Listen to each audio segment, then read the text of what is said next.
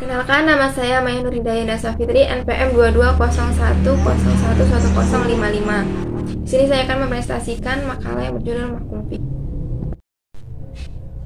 Pengertian Mahkum Fi. Mahkum Fi atau objek hukum adalah suatu yang dikehendaki oleh pembuat hukum untuk dilakukan atau ditinggalkan oleh manusia, atau dibiarkan oleh pembuat hukum untuk dilakukan atau tidak.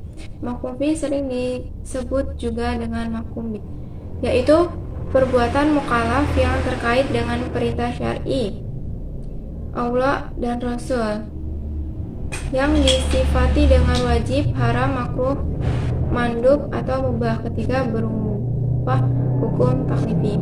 Dalam istilah ulama usul fikih, yang dimaksud mahkum fi atau objek hukum yaitu suatu yang berlaku pada hukum syara.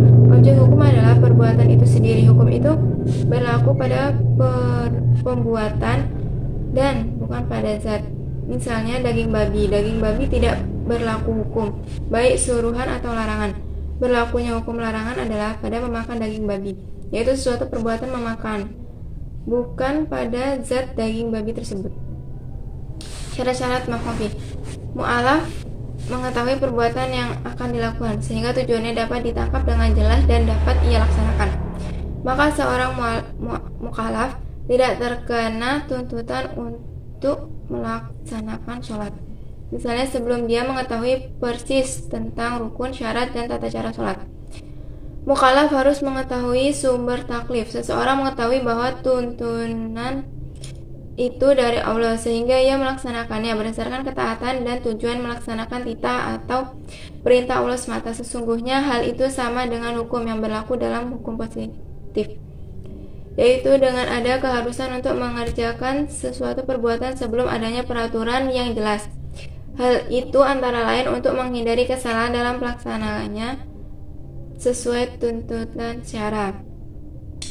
Perbuatan harus mungkin untuk dilakukan atau ditinggalkan. Beberapa syaratnya antara lain: pertama, tidaklah sah suatu tuntutan yang dinyatakan mustahil untuk dikerjakan atau ditinggalkan berdasarkan kesempatan jamhur ulama, baik berdasarkan zatnya ataupun kemustahilan itu dilihat dari luar zatnya. Kedua, para ulama usul fikih menyatakan tidak sah hukumnya seseorang melakukan perbuatan yang ditaklifkan untuk dan atas nama orang lain. Ketiga, tidak sah tuntutan yang berhubungan dengan perkara yang berhubungan dengan fitrah manusia seperti gembira, marah, takut, dan sebagainya, karena hal itu berada di luar kendali manusia. Demikian presentasi yang dapat saya sampaikan. Wassalamualaikum warahmatullahi wabarakatuh.